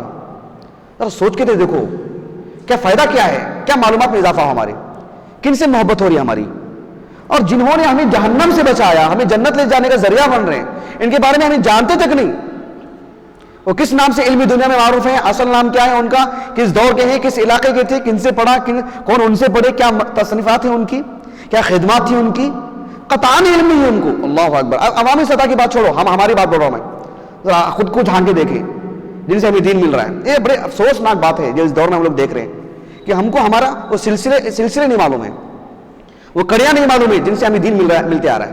اور یہ لوگ, ان کے بارے میں اخبارات میں ہمیں معلوم, فلمی دنیا کے لوگ ہم کو معلوم, سیاسی لوگ ہم کو معلوم. ہماری معلومات عجیب ہیں, نعوذ باللہ. امام شافعی رحمہ اللہ کہتے ہیں لو جازت الاجازہ لبطلت الرحلہ. اگر اجازت جائز قرار دے دیا جائے تو پھر کیا ہوگا, لبطلت الرحلہ. یہ جو علماء کے جو رحلات ہیں حدیثوں کو جمع کرنے کے, وہ باطل ہو جائیں گے. آپ نے ایک طالب علم کو اپنی پوری مرویات دے دی, وہ جا کے بیان کرتا بیٹھے گا, سب کو یوں ہی سنا دے گا, نقصان ہوگا. ان کو بھی نکلنے دو باہر, وہ بھی رحلہ کریں, وہ بھی نکلیں, وہ بھی جا کے پڑھیں. جیسے یہ آئے نا, ان کو بھی جانے دو, نکلنے دو, وہ بھی جا کے باہر جا کے پڑھ کے آئے, باہر علماء سے پڑھ کے آئے. تو کہا کہ لو جازت الاجازہ لبطلت الرحلہ. امام شافعی کا قول رحمہ اللہ. ابن الصلاح رحمہ اللہ نے کہا آپ کا قول ایک خاص پہلو میں دیکھیں گے تو صحیح ہے, درست ہے. کیوں؟ اس دور میں جمع الاحادیث, گھوم گھوم کے حدیثیں جمع کرنا تھا. امام زہری کو دیکھو صحیح بخاری میں کتاب العلم میں ایک ایک دروازہ دستک دیتے تھے. حدیث ہے کہ آپ کے پاس اللہ کے رسول کی, دوسرا دروازہ, تیسرا دروازہ خواتین سے. اللہ اکبر. پردے کے عالم میں خواتین سناتی. دیکھو نبی کی حدیثیں ہم کو دو معلوم ہیں, سنو. صحابہ کے پوتے پوتیاں نواسیں ہوتی تھی, ان کے گھر جاتے تھے. ایسے جا کے حدیثوں کو جمع کیا تاکہ دروس العلم نہ ہو جائے, علم مٹ نہ جائے. یہ عمر بن عبدالعزیز کا قول ہے رحمہ اللہ, صحیح بخاری میں کتاب العلم میں ابتدا میں, آغاز میں. تو یہ جو رحلہ جو ہے نا, یہ بہت اہم چیز ہے اس دور میں. اس کے لیے نکلتے تھے لوگ. بقی ابن مخلد, نام سنا آپ لوگوں نے؟ بقی ابن مخلد, تفسیر میں کتابیں ان کی اور حدیث میں کتابیں ان کی. اتنی عظیم کتاب کہ امام ذہبی نے کہا رحمہ اللہ سیر اعلام النبلاء میں لا نظیر لہما, کہا اس کی مثیل نہیں ہے علمی دنیا میں. ان کی جو تفسیر ہے, میں نے اب تک دیکھا نہیں, میں ان کی جو تفسیر ہے امام ذہبی رحمہ اللہ, سیر اعلام النبلاء ہمارے پاس نہیں ہے ہماری لائبریری میں. دعا کیجئے کہ اللہ کرے مل جائے.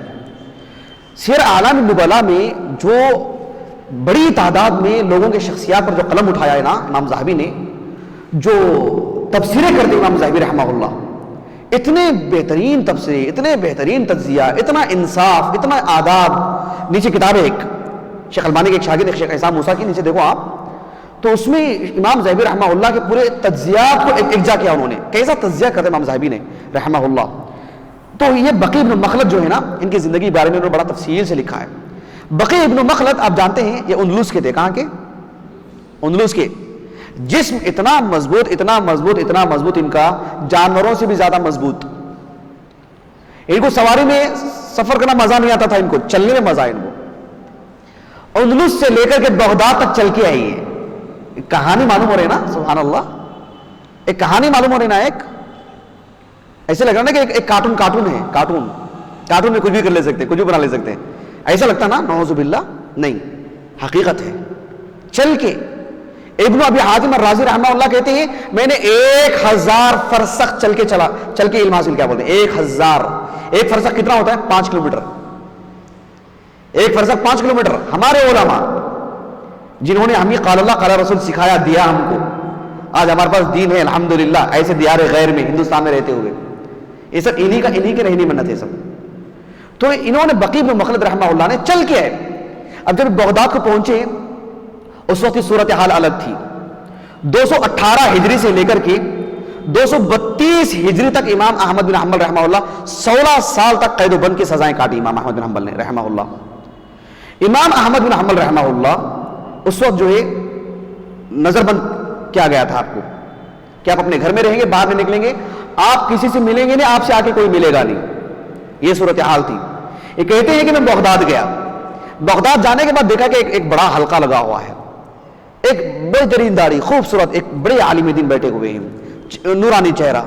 میں جا کے بیٹھا, پھر بعد میں معلوم ہوا کہ یہ یحییٰ بن معین ہے رحمہ اللہ. میں نے کہا کہ مجھے احمد بن حنبل سے ملنا ہے, تو وہ سہم گئے تھوڑا سا, یہ کوئی جاسوس تو نہیں. بہرحال پھر مجھے جب پتا چلا, پورا اندازہ لگا لیا کہ نہیں, یہ وہاں سے آئے ہیں, اندلس سے آئے ہیں, ملنے کے لیے, پڑھنے کے لیے. کہا کہ آپ مل نہیں سکتے ان سے, یہ صورتحال ہے. کہا کہ نہیں, بس مجھے ان کی جگہ بتلا دیجئے, بقیہ معاملہ میں نمٹ لیتا ہوں. تو یہ احمد بن حنبل رحمہ اللہ کے گھر کے پاس گئے. جانے کے بعد خبر ملی کہ جو آپ سے کوئی مل نہیں سکتا. امام احمد بن حنبل رحمہ اللہ سے انہوں نے کہا کہ دیکھو, میں بہت دور سے آیا ہوں میں, اور میرا کوئی مقصد نہیں ہے سوائے اس کے کہ آپ سے علم حاصل کروں, اور کوئی میرا مقصد نہیں ہے. میں ایسا کرتا ہوں, حالانکہ کھاتے پیتے گھرانے کے, میں ایسا کرتا ہوں کہ روزانہ آپ کے پاس فقیروں کے لباس میں آؤں گا, آپ کا دروازہ کھٹکھٹاؤں گا, اللہ کی خاطر آپ سے سوال کروں گا, آپ باہر نکلنا, ایک سکہ ڈال دینا بس, اور 2 حدیثیں سنا دینا, میں چلا جاؤں گا. لوگ سمجھیں گے ایک فقیر آیا ہے.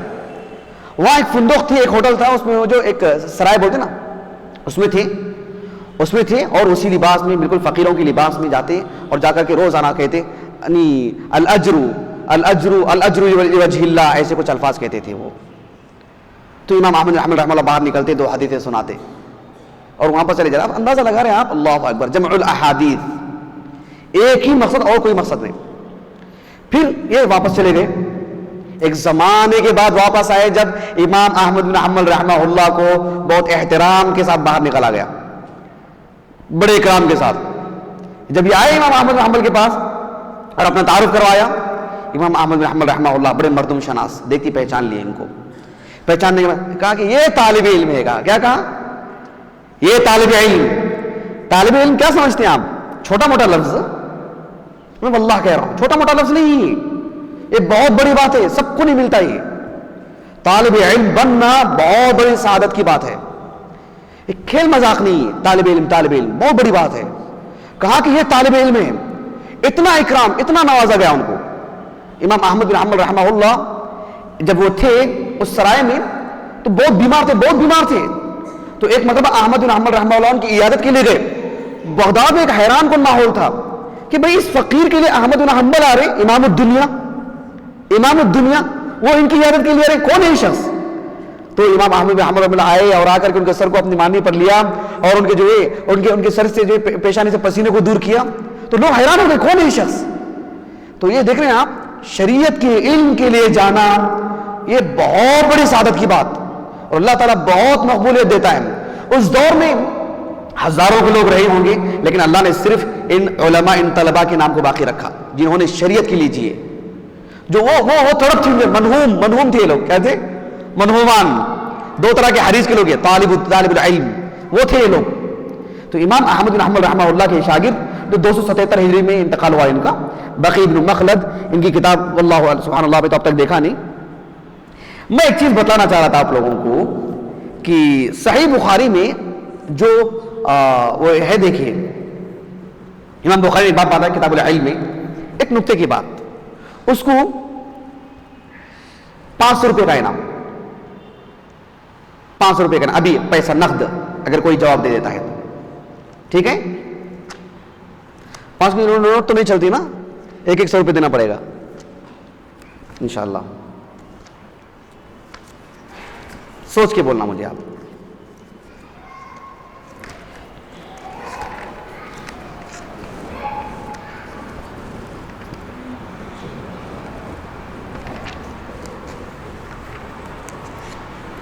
امام بخاری رحمہ اللہ نے صحیح بخاری کتاب العلم, نظر آ رہا وہاں پہ, میں جو پڑھ رہا ہوں وہاں پہ نظر آ رہا ہے, نہیں آ رہا ہے, یہ نہیں وہاں پہ, اچھا میرا مخانہ نہیں ہے وہاں پہ, اچھا دیکھیے امام بخاری رحمہ اللہ نے کتاب العلم میں باب قائم کیا, باب ما یستحب للعالم اذا سئل.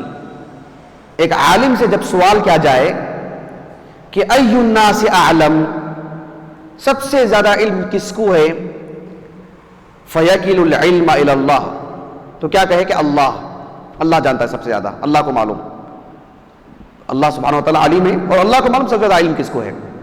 میں کر کے نہ بولے، جیسے کہ موسیٰ علیہ السلام کا وہ مقصد نہیں تھا، لیکن ظاہری الفاظ بھی نبی کی شان نشان نہیں تھے. اب یہ جو باب باندھا امام بخاری نے رحمہ اللہ، اس باب کے تحت کیا حدیث لائے ہیں امام بخاری رحمہ اللہ؟ ای الناس عالم، جب معاشرے میں پوچھا جائے تو اس عالم کو کہنا چاہیے کہ اللہ کو معلوم، کس کو سب سے زیادہ علم ہے؟ مجھے نہیں معلوم. یہ جو باب ہے، اس باب کے تحت کیا حدیث لائے ہوں گے امام بخاری رحمہ اللہ؟ ہاں، وہ معروف حدیث جو موسیٰ علیہ السلام سے متعلق ہے، جو خضر علیہ السلام سے ملنے کے لیے گئے تھے. وہی تو مناسبت تھی نا. موسیٰ علیہ السلام کہتے تھے نا کہ میں کر کے، حدیث تو وہی ہے نا. اب میں سند پڑھتا ہوں. اب سند کیسے پڑھوں؟ میں سند کیسے پڑھوں؟ آپ کیسے ذہن میں رکھیں گے؟ یہ وہاں ہوتا تو اچھا تھا پیچھے. سند پڑھتا ہوں. دیکھیے امام بخاری رحمہ اللہ، مجھے صرف اتنا بتانا کہ اس سند سے ہمارے موضوع کا کیا حصہ ہے، مجھے وہ بتلانا. دوبارہ بولوں سوال. امام بخاری رحمہ اللہ نے باب قائم کیا کتاب العلم میں، باب ما یستحب للعالم اذا سئل. ایک عالم سے جب سوال کیا جائے تو اسے کیسا جواب دینا چاہیے، اسے کیا چیز پیش نظر رکھنی چاہیے. کیا سوال؟ ای الناس عالم، لوگوں میں سب سے زیادہ علم کس کو ہے؟ فیکل العلم الی اللہ، اللہ کی طرف اس مسئلے کو سونپ دینا چاہیے کہ بھی اللہ جانتا ہے، مجھے نہیں معلوم. اس باب کے تحت امام بخاری نے رحمہ اللہ وہ معروف حدیث لائے ہیں جو معاشرے میں کسی صاحب نے موسیٰ علیہ السلام سے پوچھ دیا تھا کون سب سے زیادہ علم رکھتے ہیں. آپ نے کہا کہ میں، اللہ نے آپ کو خضر علیہ السلام کے پاس جانے کا حکم دیا اور آپ گئے. ایک لمبی طویل حدیث ہے، سمجھ گئے آپ؟ اب سند پڑھتا ہوں، شاید آپ لوگوں کو بتلایا تھا میں، دیکھیں یاد آتی ہے کیا. یہ ہے امام بخاری رحمہ اللہ فرماتے ہیں، حدیث نمبر 122 صحیح بخاری کی. قال حدثنا، امام بخاری کہتے ہیں رحمہ اللہ، حدثنا عبداللہ ابن محمد قال حدثنا سفیان قال حدثنا عمرو قال اخبرني سعید بن جبیر قال قلت لابن عباس ان نوفا البکالی یزعم ان موسیٰ لیس بموسیٰ بنی اسرائیل. یہاں تک اس سند کو دوبارہ پڑھ کے سناؤں. امام بخاری رحمہ اللہ فرماتے ہیں کہ قال حدثنا عبداللہ ابن محمد، ایک راوی، وہ ایک راوی، وہ کہتے ہیں قال حدثنا سفیان اب نام نہیں بول سکتا آگے کا میں. وہ کہتے ہیں قال حدثنا عمرو، وہ معروف ہے، وہ بھی، وہ سب بولیں گے تو پھر 500 روپے پھر مجھے خام خا کے دینے پڑیں گے آپ کو. قال حدثنا عمرو، پھر جواب نہیں رہے گا آپ کا. بولو اس سند سے ہماری، کوئی بول دیتا ہے تو بہت بڑی بات ہے نا، ماشاءاللہ ہو. اس سند سے ہمارے موضوع کا کیا حصہ ہے؟ میں ترکیز کیا تھا، اسی لیے میں آپ کو بول رہا ہوں، ترکیز کیا تھا میں. دوبارہ بولوں، کتنی مرتبہ پڑھوں سند کو؟ لکھ لیجئے نا. امام بخاری رحمہ اللہ فرماتے ہیں قال حدثنا عبداللہ بن محمد قال حدثنا سفیان قال حدثنا عمرو، جی، اس کے بعد سعید بن جبیر، ابن عباس، جی. 1-2 منٹ کے اندر، وقت ہمارے پاس بہت کم ہے. سوال یہ کہ اس سند سے ہمارا جو آج کا موضوع ہے اس کا کیا حصہ ہے، کیا ترابط ہے؟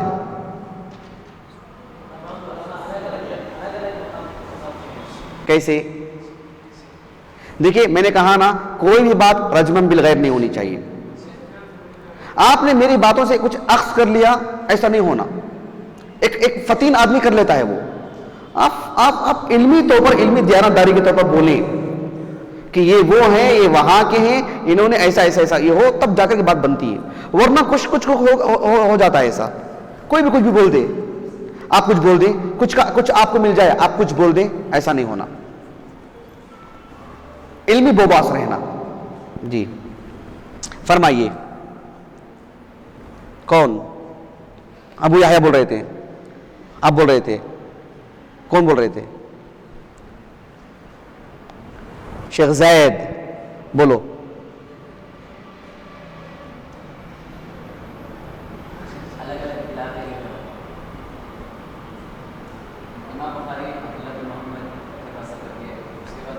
کہاں سفر کی؟ ہاں نہیں نہیں نہیں نہیں، ایسے نہیں بول رہا ہوں. 500 روپے دکھا دیتا ہوں. ارے 500 روپے نہیں، میری بیگ کہاں ہے؟ میرے بیگ میں ہے، میرے بیگ میں ہے، والد وہاں پہ ہے کیا؟ 500 روپے نکال لیے.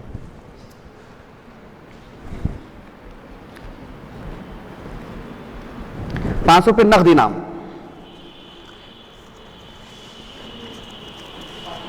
جی ہاں جی جی جی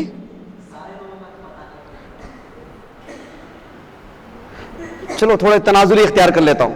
کم از کم بولو آپ لوگ، پہلے سوچ کے بولو. عبداللہ ابن محمد کون ہے؟ کون ہے عبداللہ ابن محمد؟ یہ کم و بیش 4 سال پہلے غالباً ہم لوگ پڑھے تھے. 4 سال پہلے، مجھے یہاں تک یاد آ رہا ہے 2011 یا 12 کے آس پاس میں. مجھے اچھی طرح یاد ہے، میں پڑھایا ہوں، مجھے اچھی طرح یاد ہے. اسی لیے مجھے اچانک جو ہے آج کی میرے موضوع میں یاد ہے یہ چیز. جی عبداللہ ابن محمد کون ہے یہ؟ المسندی، نام سنا آپ نے؟ امام بخاری کے استاذ البیکندی، بخارا کے ہو. 229 ہجری سے وفات ہے. امام بخاری رحمہ اللہ کے دادا نے ان کے دادا پہ اسلام قبول کیا، پر دادا نے. عبداللہ ابن محمد جو ہیں، ان کے دادا کا نام تھا عبداللہ، ان کے پردادا کا نام تھا جعفر الیمانی. ان کے ہاتھ پر اسلام قبول کیا تھا امام بخاری کے پردادا نے، جو مغیرہ تھے. سمجھ رہے ہیں آپ؟ یہ وہ ہیں، وہ بخارا کے ہوں. کہاں امام بخاری نے سفر کیا تھا ان کے پاس؟ وہی بستی ہے، وہ اسی بستی میں. لیکن وہ سفیان کون ہے؟ وہ سفیان الثوری کہاں کے تھے؟ سفیان ابن سعید ابن مسروق الثوری کہاں کے تھے؟ وہ کوفہ کے تھے. یہ وہ نہیں ہے، کوفہ کے نہیں ہیں. وہ سفیان ابن عیینہ ہیں، مکی. سفیان ابن عیینہ 198 ہجری. وہ سفیان ابن سعید ابن مسروق الثوری، وہ کوفہ کے 161 ہجری ان کا. یہ مکے کے تھی. عمرو ابن دینار مکی، مکے کے عالم ہیں. سعید ابن جبیر، پھر وہ عراق کے، کوفہ کے. سعید ابن جبیر عراقی عالم. ابن عباس طائف میں انتقال ہوا آخری دنوں میں ان کا. تو جب یہ حدیث پڑھا رہا تھا میں، تب میں بتلایا تھا کہ جو ہے وہ باب کے مطابق، باب میں جو حدیث لائے ہیں، ہم حدیث پیش کرنے کو پیش کر دے سکتے ہیں کہ موسیٰ علیہ السلام وہاں سے وہاں گئے. لیکن وہ عبداللہ ابن محمد المسندی، کیا نام تھا ان کا؟ المسندی کیوں بولتے ہیں ان کو؟ نہیں معلوم؟ عجیب. تو یہ عبداللہ ابن محمد جو ہیں رحمہ اللہ، یہ بخارا سے مکہ گئے تھے. مکہ سفیان ابن عیینہ سے تحدیث کے لیے، حدیث پڑھنے کے لیے. تب جا کر کے انہیں وہ حدیث ملی. اب وہ جب وہ واقعہ سناتے ہیں تو ان کا دل کتنا ٹھنڈا ہوا ہوگا. اتنی دور کا سفر. سمجھے ابھی آپ لوگ میں کیا بولنا چاہ رہا ہوں؟ ابھی سمجھے آپ؟ اس حدیث کی جو متن ہے اس کی سند سے کتنا تطابق ہے، دیکھو وہ بولنا چاہ رہا ہوں کہ وہاں سے وہ خود وہاں گئے. سفیان ابن عیینہ تو مکی ہیں، عمرو ابن دینار بھی مکی ہیں، لیکن سعید بن جبیر، ہو سکتا ہے عمرو ابن دینار ان کے پاس نہ گئے ہوں، وہ حج کے لیے وہاں آئے ہوں، ایسا ہو سکتا ہے. لیکن یہ عبداللہ ابن محمد جو ہے رحمہ اللہ، وہ مکہ جا کر کے ان سے علم حاصل کیا اور وہ حدیث سنائی. تو پھر وہ حدیث سنانے میں انہیں کتنی لذت ملی ہوگی کہ موسیٰ علیہ السلام وہاں سے وہاں تک گئے. جی بہرحال یہ سب چیزیں ہیں، اپنے پاس اپنے پیش نظر رکھیے کہ ہمارے جو علماء ہیں ان کا جو سفر ہے جمع الاحادیث کے لیے. امام ابن الجوزی رحمہ اللہ فرماتے ہیں، امام ابن الجوزی رحمہ اللہ، کہ امام احمد بن حنبل رحمہ اللہ اتنا سفر کیا کہ پوری مسلم دنیا کا کوئی سرحد ہو جہاں امام احمد بن حنبل کے قدم نہ گئے ہوں. پوری مسلم دنیا کے سرحد، پوری مسلم دنیا گیا. آپ ملک شام، پورے سواحل یمن عدن تک گئے تھے آپ، الجزائر گئے تھے آپ، تونس گئے تھے آپ، مصر گئے تھے، میں نے پوری دنیا، مغرب والجزائر ومکہ والمدینہ والحجاز والیمن والعراقیین جمیعاً. آپ نے پوری مسلم دنیا کو آپ نے کم و بیش آپ نے سفر کیا احادیث جمع کرنے کے لیے. امام ابن الجوزی رحمہ اللہ کہتے ہیں کہ 2 مرتبہ آپ نے پوری علمی دنیا کا سفر کیا، تب جا کر کے آپ نے اتنی عظیم مسند لکھی. تب جا کر کے آپ نے اتنی عظیم مسند لکھی. آج مسند احمد بن حنبل ہمارے پاس موجود ہے. 10,000 روپے دیں گے کتاب یوں ہی مل جائے گی. پیچھے کی محنت دیکھو، پیچھے کی محنت دیکھو. امام احمد رحمہ اللہ نے کہاں سے کہاں تک گئے؟ یہ ایک کتاب ہے جو البدایہ والنہایہ. کہاں ہے البدایہ والنہایہ؟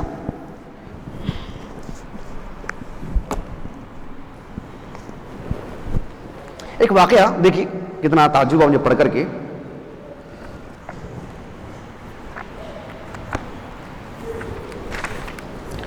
امام احمد بن حنبل رحمہ اللہ کہتے ہیں البدایہ والنہایہ یہ اب تک کا بہت بہترین نسخہ، طباعت کے اعتبار سے، تحقیق کے اعتبار سے بہت اچھا نسخہ. امام احمد بن حنبل رحمہ اللہ کی سن وفات کے سلسلے میں 241 ہجری کا جو سال تھا اس میں لکھا ہے کہ امام احمد بن حنبل رحمہ اللہ کہتے ہیں خرجت الی الکوفہ، بغداد سے کوفہ بہت دور نہیں ہے، بغداد سے کوفہ بہت دور نہیں ہے، لیکن میں کوفہ گیا. فکنت فی بیت تحت رأسی لبنہ، میں گھر میں تھا رات گزارا میں، تکیہ نہیں تھا میرے پاس، اینٹ رکھ کر کے. امام اہل سنہ رحمہ اللہ. ہمارے پاس ہے نا دیکھیں نا علم کے سلسلے میں نزاکت نہیں ہونی چاہیے. ہم لوگ مدرسے میں پڑھ رہے ہیں نا، ہمارے پاس علم کے لیے نزاکت نہیں ہونی چاہیے. ہمارے لیے کھانا، ہمارے لیے پینا، کپڑے، ہمارے لیے کچھ اور چیزیں، یہ سب ناز نخرے علم کے لیے بالکل نہیں. ابھی شیخ ہاشم احدل آئے تھے، معلوم کہاں کے؟ وہ مکہ کے شیخ ہاشم احدل، مکے کے جالیات کے سرپرست ہیں آپ. الرصیفہ ایک علاقہ ہے مکے میں، میں گیا تھا وہاں پر، وہیں ملاقات ہوئی ان سے ہماری. انہوں نے یہاں آئے تھے ابھی جامعہ کو، آپ لوگ تھے نا، خطاب کیا نا آپ سے. انہوں نے ہم لوگوں سے کہا جب آئے تھے ہم لوگ کھانے کے لیے، میری ذمہ داری تھی، وہ کھانے کے لیے ہوٹل لے کر گئے تو انہوں نے کیا کہا معلوم ہے؟ انہوں نے کہا کہ میرا ایک بیٹا ہے 11 سال کا، میں چاہ رہا ہوں کہ 1 ماہ کے لیے یہاں لا کے چھوڑوں، 1 ماہ کے لیے. وجہ کیا بتلائے معلوم ہو؟ وہ وہاں ہمارے پاس رہ کر کے ماں ہے، باپ ہیں، پیسہ سب کچھ ہے، کہیں بچہ عیاش نہ بن جائے، سادگی زندگی ہو اس کی، اس لیے میں آپ کے پاس لا کے چھوڑنا چاہ رہا ہوں. اسے احساس ہو ماں باپ دور ہو تو کیا ہوگا، پیسے کم پڑ جائیں گے، کبھی پسند کا کھانا نہیں ملے گا، کیا ہوگا. اچانک پل بھر میں باپ اس کا دنیا سے چلا گیا تو کہاں گئے وہ عیاشی، کہاں گیا وہ آرام. 1 ماہ کے لیے وہ بول رہے تھے ہم لوگوں کو انتظامیہ سے بات کرو، 1 ماہ کو بچے کے لیے چھوڑ کے جاؤں گا میں، اور پھر میں حج سے پہلے ہم کو چھٹیاں ملیں گی شوال میں، تب آ کے بچے کو لے کے جاؤں گا. انہوں نے صاف لفظوں میں کہا. میں نے کہا کہ سنجیدگی سے بول رہے ہیں آپ؟ کہا کہ نہیں سنجیدگی سے بول رہا ہوں میں، اب بات کرو، میں بچے کو فوراً لے کر آتا ہوں. اتنا سوچا انہوں نے. یہ سب چیزیں تعلیم کے لیے ناز نخرے بالکل نہیں چلتی. ایک دن آتے ہیں ناز نخرے کے، تب کریں گے انشاءاللہ، اچھے دن آئیں گے ہمارے ہاں، تب تک کے لیے. اب سب نہیں وہ. تو یہ انہوں نے کہا امام احمد بن حنبل رحمہ اللہ نے، میں کوفہ کی طرف نکلا جبکہ میرے پاس سونے کے لیے تکیہ نہیں تھا، اینٹ رکھ کر کے. ولو کان عندی، اب یہ کہہ رہے ہیں امام احمد بن حنبل رحمہ اللہ، ولو کان عندی 50 درہما، میں کوفہ تک گیا تھا نا، میں اگر میرے پاس 50 درہم بھی ہوتے تو پھر کنت رحلت الى جریر ابن عبد الحمید الى الرئی، جیسے آج لوگ ٹوٹ کے مدینے کو جاتے ہیں نا، اس دور میں رئی کو جاتے تھے. خراسان میں آتا ہے علاقہ وہ رئی، رازی، وہاں کی طرف نسبت ہوتے ہیں الرازی. کہا کہ میں کوفہ تک گیا تھا. جریر ابن عبد الحمید بہت بڑے عالم دین، بہت بڑی شخصیت، 188 ہجری سے وفات ان کا 188. کہا کہ وہ کوفہ ہی کے تھے اصل میں، لیکن کوفہ میں نہیں تھے، رئی چلے گئے تھے. اگر میرے پاس 50 درہم بھی ہوتے تو میں وہاں چلے جاتا میں پڑھنے کے لیے، اتنا بھی نہیں تھا میرے پاس. اللہ اکبر. امام احمد بن حنبل رحمہ اللہ نے کہا، جبکہ دنیا بھر گھوم کے آ گئے تھے امام احمد بن حنبل رحمہ اللہ. آج ہمارے پاس 50 درہم بھی ہوتے ہیں، 100 درہم بھی ہوتے ہیں، لیکن پل بھر میں کھانے کے لیے نکل جاتے ہیں. وہ اکال بن گئے ہم لوگ، نعوذ باللہ. کھانے پینے کی قوم، اوڑھنے سورنے کی قوم، ظاہر کو چمکانے کی قوم بن گئے ہم لوگ. یہ امام اہل سنہ تھے رحمہ اللہ، سونے کے لیے اینٹ ہے اور کہیں گے 50 درہم بھی ہوتے تو وہاں چلا جاتا میں. چونکہ مفت میں امام اہل سنہ نہیں بن گئے آپ، اس کے لیے لوہے کے چنے چبانے پڑے آپ کو، تب جا کر کے پوری دنیا مخالفین بھی آپ کی مداح سرائی میں زمین آسمان کے قائل میں آ دیتی ہے. یہ چپکی نہیں ہوتی سب چیزیں. کھانے پینے والے لوگ، عیاشی کرنے والے لوگ، مزہ اڑانے والے لوگ، وہ زندگی پر اتنا ہی کر سکتے ہیں. کسی ایک دن میں 19-20 کا فرق ہو جائے نا، ان کی زندگی میں کڑواہٹ آ جاتی ہے، نہیں جی سکتے وہ لوگ، نہیں جی سکتے. اس طرح کے کپڑے ہونا تو ہونا، اس کے بغیر جی نہیں سکتے ہم لوگ. وہ چیز ہونا تو ہونا ہمارے پاس، جوتے کے ساتھ ساکس ہونا تو ہونا، اس کے بغیر جی نہیں سکتے ہم لوگ. اوپر شیروانی ہونا ہمارے لیے، بالکل فرق کی ٹوپی چاہیے ہم کو، ورنہ عالم نہیں بن سکتے ہم لوگ. ہمارے لیے یہ ہونا، ہمارے لیے وہ ہونا، ہمارے لیے وہ ہونا، یہ ہماری زندگی کے تکلفات. ہم لوگوں سے دین کا کام سبحان اللہ ہو سکتا ہے کیا بتلائیے؟ اس کے لیے وہ قوم کو پیدا کرے گا اللہ تعالیٰ. نعوذ باللہ من ذالک ثم لا یکون امثالکم، نسأل اللہ السلامہ. اس کے لیے جو ہے نا ان سب چیزوں سے پرہیز کیجیے، سادی زندگی گزاریے. ایک دن آتے ہی جب کر سکتے ہیں، لیکن کام کھا کے پڑھائی کی زندگی میں پورا کام اسی میں لگائے. ابھی دیکھیں مسابقہ ہونے والا ہے، خیر میں بعد میں بتلاتا ہوں، میں کہیں اور چلا جاؤں گا. آخری چیز مقاصد سے متعلق وہ یہ ہے کہ اہل علم جو سفر کرتے تھے ان میں ایک مقصد یہ بھی ہوتا تھا کہ کس شہر میں بڑے علماء ہیں، کس شہر میں ہمارے ہم عمر ہیں، کہاں چھوٹے ہیں، سبوں سے ایک ملاقات، ایک حالات کا جائزہ، حصول علم. امام عبد الرحمن ابن مہدی نام سنا آپ لوگوں نے؟ عبد الرحمن ابن مہدی کا جانتے ہیں آپ لوگ؟ عبد الرحمن ابن مہدی کو معروف راوی حدیث، معروف راوی حدیث، امام احمد بن حنبل کے استاذ. 198 ہجری سن ولادت، سن وفات ان کا. وہ اور یحییٰ بن سعید القطان دونوں اقران. جیسے احمد بن حنبل یحییٰ بن معین ہیں، جیسے امام شعبہ اور سفیان بن سعید ثوری ہیں، ویسے عبد الرحمن ابن مہدی اور یحییٰ بن سعید القطان دونوں اقران. تو یہ کہتے ہیں عبد الرحمن ابن مہدی رحمہ اللہ کہ جب انسان ایک عالم دین اپنے بڑوں کے پاس جاتا ہے تو ان کے لیے تواضع اختیار کرتا ہے، ان سے سیکھتا ہے. اپنے ہم عمر کے پاس جاتا ہے تو مدارسہ ہوتا ہے، مذاکرہ. اور اپنے سے چھوٹوں کے پاس جاتا ہے تو ان کے پاس بھی تواضع اختیار کرے، ان سے بھی سیکھے، ان سے بھی کچھ لے لے. اسی لیے امام بخاری رحمہ اللہ نے کہا اس وقت تک عالم نہیں بن سکتا جب تک کہ اپنے اوپر والوں سے، بڑوں سے، اپنے ہم عمر سے اور اپنے چھوٹوں سے علم نہ لے لے. یہ سب چیزیں مقاصد میں آتی ہیں. ایک اور چیز اس سے ہٹ کے میں آپ کو بتلاتا ہوں کہ کثرت سفر کی وجہ سے ایک چیز نمایاں طور پر یہ بھی ہوتی تھی کہ کثرت مشائخ. کیا ہوتی تھی؟ کثرت مشائخ. اگر میں آپ لوگوں سے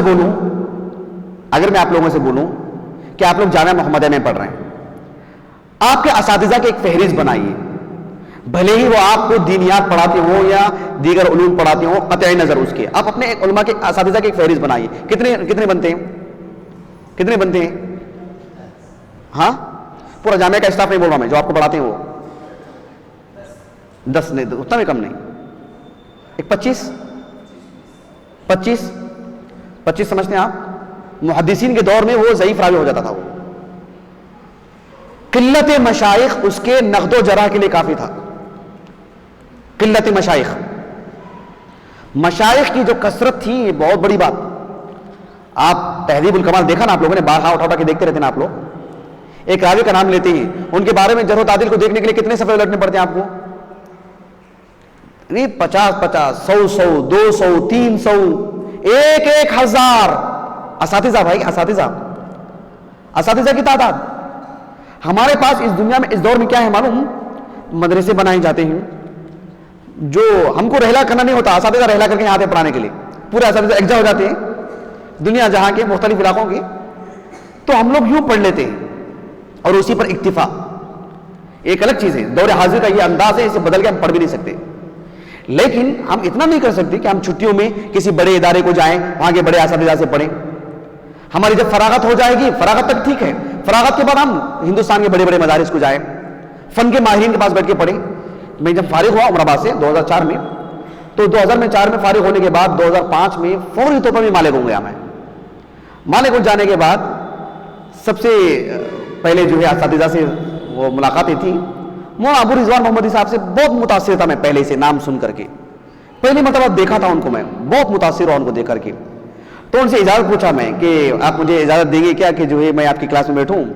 تو شرح العقیدہ طحاویہ کا درس تھا ان کا، تو لے کے گئے، خود وہ لے کے جا کے جو ہے جگہ دی بیٹھنے کے لیے. تو میں جو ہے بہت جو ہے ایک عجیب لگا مجھے ان کا طرز تعامل، پھر جو معاملہ تھا. ایک پھر اس کے بعد مولانا راحت اللہ فاروقی ایک تھے حفظہ اللہ، ان کی کلاس میں ایک مرتبہ جا کے بیٹھا میں. اسی طرح ڈاکٹر فضل الرحمان مدنی حفظہ اللہ، ان کی کلاس میں بیٹھنے کا موقع نہیں ملا. وہاں ابو رضوان محمدی اپنے گھر لے کے چلے گئے تھے. تو میں یہاں یہ بتانا چاہ رہا ہوں آپ کو کہ یہ ہونا چاہیے کہ پھر ڈاکٹر فضل الرحمان مدنی حفظہ اللہ سے ملاقات ہوئی. انہوں نے کہا کہ دوسرے دن آنے کے لیے. میں نے کہا کہ کلاس میں رہوں نہ رہوں، مجھے آپ یوں ہی کچھ ایسے ہی بتلا دیجیے، ایسی نصیحت کر دیجیے. تو کھڑے کھڑے مسجد میں ایک ملاقات ہوئی ہماری. اس کے بعد وہاں سے مجھے اورنگ آباد جانا تھا تو ہم لوگ وہاں چلے گئے. تو یہ چیز ہونی چاہیے, فراغت کے بعد ہی صحیح بڑے بڑے اداروں کا دورہ کریں. دلی جائیں, سنابل ایک بڑا ادارہ ہے, جامعہ سلفیہ بڑا ادارہ ہے, دارالعلوم دیوبند بڑا ادارہ ہے, دارالعلوم ندوۃ العلماء ایک بڑا ادارہ ہے. مولانا سرانا مرسری تفسیر کس کے پاس پڑھا انہوں نے؟ صرف نحو کس کے پاس پڑھا؟ ایک بریلوی عالم کے پاس. سب کے پاس پڑھا, دارالعلوم دیوبند کے فارغ آپ, لیکن ایک ہی جگہ نہیں کئی جگہ پڑھا آپ نے. تو ہمارے اساتذہ سکڑ گئے ہیں, اتنے تو اتنے خوب اساتذہ ہونے والے چاہیے, خوب خوب خوب اساتذہ. یہ سب سفر سے چیز نصیب ہوتی ہے. آپ دیکھو کئی علماء ایسے ہیں جن کے مشائخ پر کتابیں لکھی گئی ہیں. بازار میں جائیں گے آپ کو کتابیں ملتی ہیں, لیکن پوری کتابوں کے نام لکھ کے لایا ہوں میں. مشیخۃ ابراہیم بن طہمان, امام بخاری کے استاذ کے استاذ. مشیخۃ بقی بن مخلد, 1500 اساتذہ بقی بن مخلد کے رحمہ اللہ. مشیخۃ النسائی, امام نسائی خود ہی کتاب لکھے, میرے کون کون اساتذہ, 1000 کے قریب, 1000 کے قریب. یہ دیکھو ابو بکر اسماعیلی, یہ کتاب میں نے دیکھا ابھی تک. یہ دیکھو آپ, ایک کتاب دیکھا تو میں آپ کو بڑی دلچسپ, یہ نکالیے. ابو شیخ الاصبہانی کا نام سنا آپ لوگوں نے؟ اصبہان کے ابو شیخ کے نام سے معروف ہیں, نام سنا آپ لوگوں نے؟ ابو شیخ الاصبہانی.